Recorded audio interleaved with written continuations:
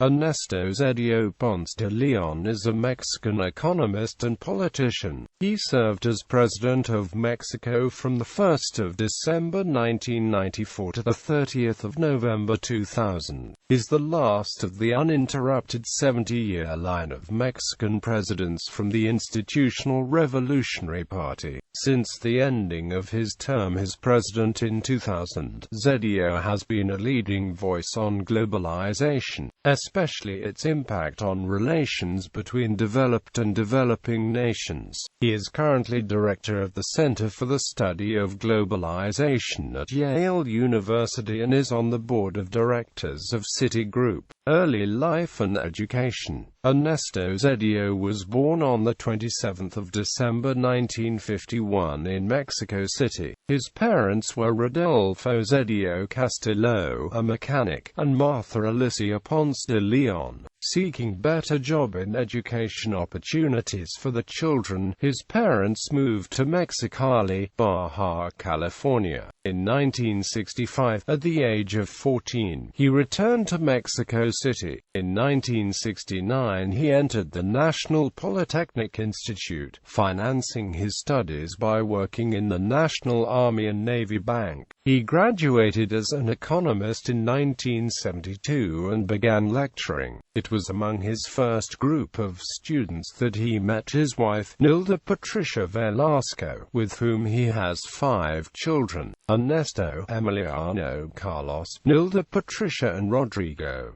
In 1974, he pursued his master's and PhD studies at Yale University. His doctoral thesis was titled Mexico's Public External Debt, Recent History and Future Growth Related to Oil. Political career. Zedillo began working in the Bank of Mexico as a member of the Institutional Revolutionary Party, where he supported the adoption of macroeconomic policies for the country's improvement. By 1987, he was named Deputy Secretary of Planning and Budget Control in the Secretariat of Budget and Planning. In 1988, at the age of 36, he headed that secretariat.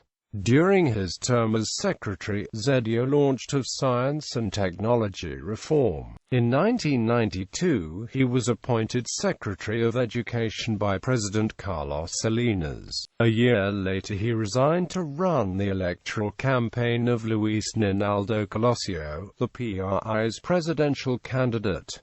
1994 presidential campaign. In 1994, after Colosio's assassination, Zedillo became one of the few PRI-members eligible under Mexican law to take his place, since he had not occupied public office for some time. The opposition blamed Colosio's murder on Salinas. Although the PRI's presidential candidates were always chosen by the current president, and thus Colosio had originally been Salinas' candidate, the political relationship had been affected by a famous speech during the campaign in which Colosio said that Mexico had many problems. It is also notable that the assassination took place after Colosio visited the members of the Zapatista movement in Chiapas and promised to open dialogue, something the PRI opposed. After Colosio's murder, this speech was seen as the main cause of his break with the president. The choice of Zedillo was interpreted as Salinas' way of bypassing the strong Mexican political tradition of non-re-election and retaining real power. Since Zedillo was not really a politician, but an economist, who clearly lacked the president's political talent and influence, it is unclear if Salinas had attempted to control Colosio, who was generally considered at the time to be a far better candidate.